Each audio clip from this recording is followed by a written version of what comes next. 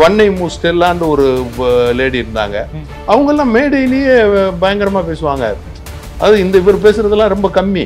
அப்போ பேசுவாங்க. நிறைய பேருக்கு இப்போ இருக்க இளைஞர்களுக்கு தெரியுமான்னு தெரியாது. அவங்க திமுகவுடைய பெரிய பேச்சாளர் வன்னை ஸ்டெல்லான்னு சொல்லி அவரை எடுத்திருக்கணும். இவங்க உடனே எடுத்திருக்கணும். எடுக்கல, இமீடியட்டாக எடுத்திருப்பாங்க. மறு செகண்ட் அவர் பேசிட்டு வீட்டுக்கு வர்றதுக்குள்ள அவருக்கு பதவி இருந்திருக்காது. என்ன கேட்டால் அவங்களுக்கு இதெல்லாம் பிடிக்காது. அந்த மாதிரி பேசுறதெல்லாம் அவங்களுக்கு பிடிக்காது. அதுமாரி புரட்சியாளர் எம்ஜிஆர் அவர்கள் இருந்தாலும் அதை செஞ்சிருப்பாரு. ரொம்பவுமே கன்றாவியா இருக்கு. அதாவது என்ன சொல்றதுன்னா, அதுக்கு சில பேர் சில விளக்கமெல்லாம் கொடுத்துட்டு இருக்கிறாங்க. இறை உருவங்கள்ல சாமியில அந்த லிங்கமாக இருக்கிறது அதையெல்லாம் அதுக்கு விளக்கமாக சொல்லிக்கிட்டுலாம் பேசுறாங்க. பட் அதை நான் சொல்ல விரும்பல. சட்டமன்றத்தில் பேசினதை காணொலி பார்த்தேன்னா, அதாவது ஆளுங்கட்சி அதிமுகங்கிறாரு, நம்ம எதிர்கட்சி திமுக திருத்துறாரு. அப்பாவை அதை நம்ம தான் ஆளுங்கட்சி அப்படின்னு சொல்லிட்டு நான் பதறத்தில் இருக்கேங்கிறாரு. பொன்முடி அவர்கள் பேசி மிகப்பெரிய சர்ச்சையாயிருச்சு சார். ஸ்டாலின் அவர்களுக்கு அந்த அளவுக்கு கடுமையான நடவடிக்கை எடுக்க மாட்டேங்கிறாரு. இது நீங்க அந்த கட்சியை பொறுத்தவரை இன்னைக்கு இல்ல, அதனுடைய தலைவர் மாண்புமிகு மறைந்த முதல்வர் கருணாநிதி அவர்களே இரட்டை அர்த்தம் பட தான் பேசுவார். ஜெயலலிதா அவர்களே ரொம்ப நிறைய பேசுவார். ஆமா, அவர் என்ன சொல்றதுன்னா, ஒரு மாதிரியான ஸ்லாங்ல பேசக்கூடிய ஒரு மனிதர். அதாவது இரட்டை அர்த்தம் துணிக்கும் ஸ்லாங்ல தான் பேசுவார். அது மாதிரி நீங்க அடுத்து இருக்கவங்க, அவங்க கூட இருக்கவங்க துரைமுருகனாக இருந்தாலும் சரி, அல்லது மார்க்காட்டார் இருந்தாலும், இவங்களோட எல்லாம் நம்ம பயணம் பண்ணியிருக்கேன். என்னுடைய சின்ன வயசுல இவங்களெல்லாம் பார்த்துருக்கேன். ரொம்ப ஜோவியலா இருக்கும் அவங்க பேசுறது. அப்போ எனக்கு ரொம்ப பிடிச்சிருந்தது. அவங்க பேசுறதெல்லாம் நீங்க பாத்தீங்கன்னா எல்லாம் இரட்டை அர்த்தம் பண்ணி தான் பேசுவாங்க. அப்படி இருக்கும், ஜோவியலாக இருக்கும், ரொம்ப கலகலப்பாக இருக்கும். அவர் துரைமுருகன் இருக்க இடமெல்லாம் நீங்கள் பார்த்தீங்கன்னா ரொம்ப கலகலப்பாக இருக்கும். ரொம்ப டைம் போகிறதே தெரியாது. அவரெல்லாம் பேசினார்னா அவங்களுக்கு டைம் போகிறதே தெரியாது. அவ்வளோ ரொம்ப ஜோவியலாக பேசுவாங்க, நல்லா பேசுவாங்க. இப்போ அந்த மாதிரி அந்த காலத்தில் நீங்கள் பார்த்தீங்கன்னா வன்னை ஸ்டெல்லான்னு ஒரு லேடி இருந்தாங்க. அவங்கெல்லாம் மேடையிலேயே பயங்கரமாக பேசுவாங்க. அது இவர் பேசுறதெல்லாம் ரொம்ப கம்மி. அப்போ பேசுவாங்க. நிறைய பேருக்கு இப்போ இருக்க இளைஞர்களுக்கு தெரியுமான்னு தெரியாது. அவங்க திமுகவுடைய பெரிய பேச்சாளர் வன்னை ஸ்டெல்லான்னு சொல்லிட்டு அவங்கெல்லாம் பயங்கரமாக பேசுவாங்க. அந்த மாதிரி அந்த வழியில் இப்போ நீங்கள் பார்த்தீங்கன்னா இன்னொருத்தர் கூட பேசிகிட்டு இருக்காரு. நம்ம கவர்னரை பற்றியெல்லாம் அங்கே அப்படின்னு ஒருத்தர் பேசுகிறாரு. அது மாதிரி இப்போ இவங்க எல்லாருக்கும் இது கைவந்த கலை. இன்னைக்கு நாகரிக உலகம் நம்ம மேம்பட்டு வந்திருக்கோம். இப்போ உடனே அப்போ பெருசாக அந்த கூட்டத்தில் இருக்கவங்களுக்கு தான் தெரியும், வெளியில் தெரியாது. அச்சு ஊடகங்கள்ல பெருசாக பிரிண்ட் ஆகாது. அதெல்லாம் தவிர்த்துருவாங்க. அதாவது நாகரிக மக்களுக்கு மட்டும் ஆமாம் தெரியும். அந்த கூட்டத்தில் இருந்தவங்களுக்கு தெரியும், கை தட்டிட்டு போயிடுவான் சிரிச்சுட்டு.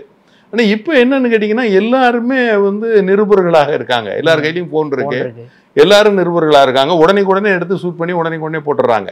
அப்போ என்ன ஆகுதுன்னு கேட்டிங்கன்னா, மக்கள் மத்தியில் அவங்க சொல்கிறதுக்கு முன்னால் அது பரவ ஆரம்பிச்சிருது. ஸோ இப்போ கவனமாக பேசணும், கவனமாக கையாளணும். எங்கே போகிறதும் வர்றது யாராக இருந்தாலும், குறிப்பாக மக்கள் செல்வாக்கு உள்ளவர்கள், பெருந்தலைவர்கள், அரசு பொறுப்புகளில் இருக்கவங்க, அரசு அதிகாரிகள், அரசு பொறுப்புகளில் இருக்கவங்கெல்லாம் மக்களுக்காக சேவை செய்யக்கூடியவங்க.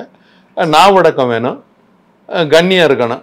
அப்படி இல்லாமல் பேசுனா இந்த மாதிரி ஒரு நிலை. யாவாராயனும் நாகாக்கர் சோகாப்பர் சொல்லிழுக்கப்பட்டுங்கிறது தான் இந்த கதை. இப்போ இவரு அடக்கம் இல்லாததுனால அதனுடைய பிரச்சனை வந்திருக்கு. ஆனால் இப்படிப்பட்டவங்களை அமைச்சர் போஸ்ட்டில் வைக்கிறதும் கஷ்டம்தான். அவரை எடுத்திருக்கணும். இவங்க உடனே எடுத்திருக்கணும். எடுக்கல, இமீடியட்டாக எடுத்திருப்பாங்க. மறு செகண்ட் அவர் பேசிட்டு வீட்டுக்கு வர்றதுக்குள்ள அவருக்கு பதவி இருந்திருக்காது. என்ன கேட்டால் அவங்களுக்கு இதெல்லாம் பிடிக்காது. இந்த மாதிரி பேசுறதெல்லாம் அவங்களுக்கு பிடிக்காது. அதுமாரி புரட்சியாளர் எம்ஜிஆர் அவர்கள் இருந்தாலும் அதை செஞ்சிருப்பாரு. உடனே இந்த மாதிரி பேசுகிறவங்களெல்லாம் பெருசாக என்கேஜ் பண்ண மாட்டார். அப்போ அந்த மாதிரி இப்போ இவங்க அதை செய்யலை. அது ஏன் செய்யலை என்னவோ, அவர் சீனியர் மோஸ்ட், அதாவது ஸ்டாலின் அவர்களை விட, தமிழக முதல்வர் ஸ்டாலின் அவர்களை விட மூத்தவராக இருக்கார். வயசுலையும் அந்த கட்சியினுடைய சீனியராக இருக்கார், அவருடைய அனுபவத்திலையும். இப்போ அதுக்காக அவர் தயங்குறாரு. ஆனால் அதுக்காக தயங்குறது ஜனநாயகமாகாது. அவர் சொந்தமாக வச்சுக்கிறதுங்கிறது வேற. அது மக்கள் பிரதிநிதியாக அவரை வச்சுக்கிட்டு இப்படி பண்ணிக்கிட்டு இருக்கிறதுங்கிறது, அமைச்சராக வச்சுருக்கேங்கிறது சரியில்லை. அவர் அமைச்சர் பதவியிலிருந்து எடுக்கணுங்கிறது தான் நல்லாயிருக்கும். அது மாதிரி எடுத்துடுறது பெஸ்ட்டு. அப்போ தான் இனிமேல் யாரும் இந்த மாதிரி பேச மாட்டாங்க. ஏன்னா மக்கள் மத்தியில் போய்கிட்டு ரொம்ப அவர் நல்லாவே அதை நான் வலைதளங்கள்ல எல்லாம் பார்த்தேன். ரொம்பவுமே கன்றாவியாக இருக்குது. அதாவது என்ன சொல்கிறதுனா, அதுக்கு சில பேர் சில விளக்கமெல்லாம் கொடுத்துட்டு இருக்கிறாங்க. சில ஆளுங்க அந்த டிஎம்கேல இருக்கவங்களே அதுக்கு விளக்கம் வேற, விளக்க உரையெல்லாம் எழுதுறாங்க. அந்த விளக்க உரையெல்லாம் சரிதான். இப்போ அதெல்லாம் நான் இல்லைன்னு சொல்லலை. அதுக்கு அதுதான் அப்படித்தானே இதில் நம்மெல்லாம் பிறந்தோம் கொண்டோம்லாம் பேசுகிறாங்க. அதாவது இறை உருவங்களை எல்லாம் பற்றி பேசுகிறாங்க. இறை உருவங்களில் சாமிகளை அந்த லிங்கமாக இருக்கிறது அதையெல்லாம் அதுக்கு விளக்கமாக சொல்லிக்கிட்டுலாம் பேசுகிறாங்க.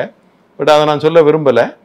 பட் அதெல்லாம் என்ன அப்படின்னு கேட்டிங்கன்னா, அப்போ அதையெல்லாம் நீங்கள் சாமின்னு கும்பிட்டுட்டு தானே வந்துகிட்டு இருக்கிறீங்க, அப்போ இவர் சொன்னது என்ன தப்பாக போயிடுச்சு உங்களுக்கு அப்படிங்கிற மாதிரிலாம் பேசுகிறாங்க. அப்போ இது என்ன இது, அதாவது வந்து ஒருத்தருடைய வழிபாட்டை, ஒருத்தருடைய நிலைப்பாட்டை அதை கொச்சப்படுத்துறதாக இருக்குது, அந்த ஒரு சமூகத்தை கொச்சப்படுத்துறதாக இருக்குது. இப்போ நம்ம அதிலிருந்து மாறணும். இப்போ நம்ம வந்து தவறுகளாக இருந்தால் அந்த தவறை திருத்தணும், மாறணும்.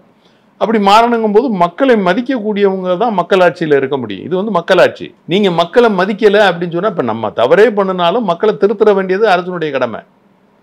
இப்போ மக்களாட்சியில் நீங்கள் ஒழுக்கமாக பேசணும், ஒழுக்கமாக நீங்களே ஒழுக்கமாக பேசலைன்னா உங்களுக்கு கீழே இருக்கவங்க எப்படி இருப்பாங்க? உங்களுக்கு கீழே வேலை செய்கிறவங்க, இல்லை இப்போ உங்களை பார்த்து பழகுறவங்க, இல்லை உங்கள் பிள்ளைங்க, இல்லை உங்கள் கட்சிக்காரங்க, அவங்க நிலைமை அதான் ரொம்ப மோசமாக இருக்குது. அது மாதிரி நீங்கள் பார்த்தீங்கன்னு சொன்னாக்க எல்லா பக்கமும் அடித்தடியாக இருக்குது. பிரியாணிக்கெல்லாம் அடிக்கிறான் குத்துறான், பரோட்டாவுக்கு அடிக்கிறான் குத்துறான் திமுக. அப்போ எல்லாமே செய்கிறானுங்க. அப்போ அந்த திமுகவில் சட்டம் ஒழுங்கு சுத்தமாக போயிடுச்சு. மது அதிக அளவில் புழக்கத்தில் இருக்குது. காலையிலேருந்து அது பாட்டுக்கு ஓடிக்கிட்டு இருக்குது. கல்லூரி மாணவ மாணவிகளுக்கெல்லாம் அது பழக்கமாயிட்டு இருக்கு. அதே மாதிரி பாலியல் சீண்டல்கள் அதிகமாக இருக்கு. எதுவுமே கண்ட்ரோலில் இல்லை. அவரே சொல்றாரு அவுட் ஆஃப் கண்ட்ரோல்னு.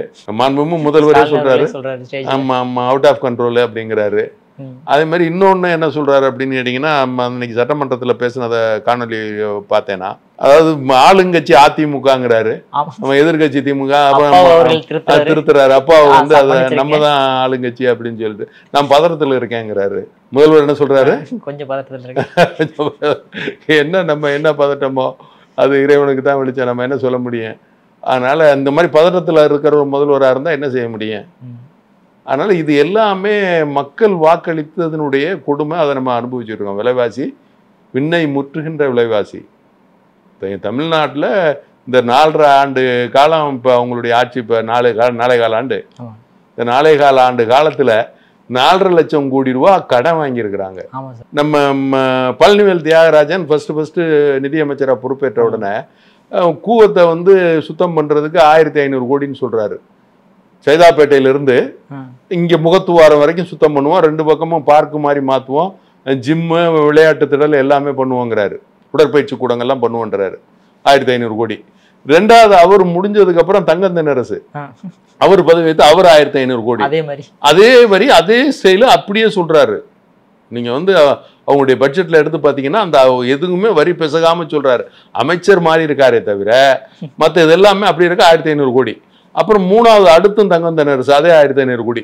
இப்படி இந்த 4 வருஷத்துல இந்த 3 தடவை, ஒரு தடவை அவரு, இந்த 3 தடவை இவரு. அப்போ இது என்ன ஆச்சு, 4 2 6000 கோடி ரூபாய் எங்கே போச்சுன்னு தெரியல. அந்த கூவம் அப்படியே இருக்கு. இந்த கூவம் அப்படியே இருக்குங்க. 2 பக்கமும் எங்கேயும் பார்க்கோ ஜிம்மோ அதோ எதுவுமே கட்டலை.